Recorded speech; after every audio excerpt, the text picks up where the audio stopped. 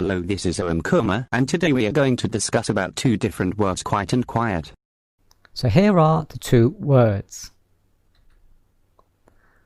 And these two words have a similar spelling. Q-U-I-E-T, Q-U-I-T-E. Very similar. But they are pronounced differently. So listen to the pronunciation. Quiet, quiet. So there are two syllables. Quiet. Now listen to the pronunciation of this word. Quite, quite. So you can hear that it is one syllable and the sound is slightly different. So we have quiet and quite. They also have very different meanings and uses. So let's look at the differences. Quiet is an adjective. So remember, an adjective modifies a noun. And quiet means making little noise. So not making much noise. And another meaning is with very little activity or excitement. So the first meaning is in fact the opposite of noisy. It's the opposite of noisy. Example. The baby is very quiet. I think he's sleeping. I think he's sleeping. The baby is very quiet. So this means that the baby is not making any noise, or not making much noise. Example 2. The cinema is always quiet on Sundays. So here we are in fact describing the level of activity of the cinema. We're not really describing the sound or the noise, we're describing the level of activity. So this means there is little activity, and so that means that there are not many customers on Sundays. Okay? Example 3. Shh! Please be quiet during the exam. Please be quiet during the exam. So here the lady is saying, don't make any noise. Don't talk. And this is the action or the gesture, the physical gesture that we make when we are telling someone to be quiet. We put our finger in front of our lips and we say shh. So that means, that action means be quiet. Quite, quite is an adverb.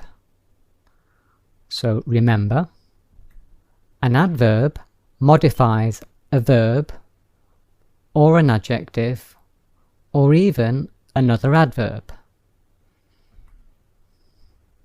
And the meaning is, well, quite defines the degree of something.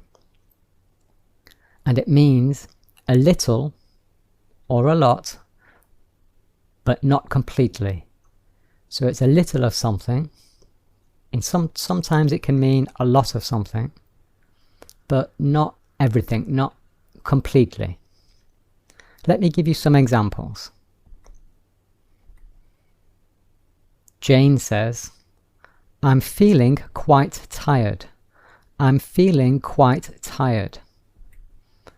So this means a little tired, but not completely tired, not very tired. She's not exhausted, but she's quite tired.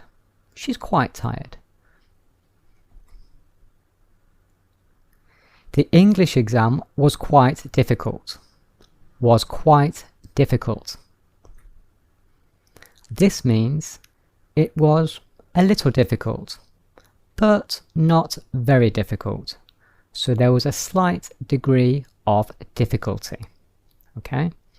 It wasn't easy, it wasn't very difficult, but it was quite difficult.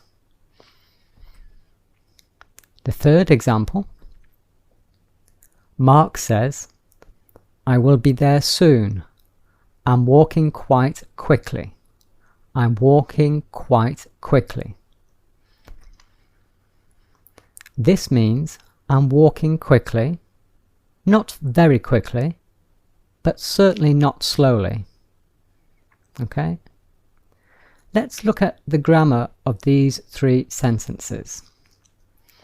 So here, quite is the adverb, and here it is modifying an adjective, and the adjective is tired.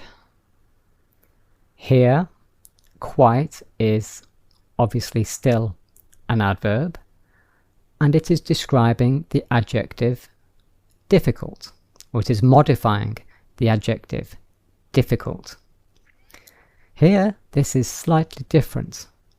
Quite is our adverb, and this time it is modifying another adverb.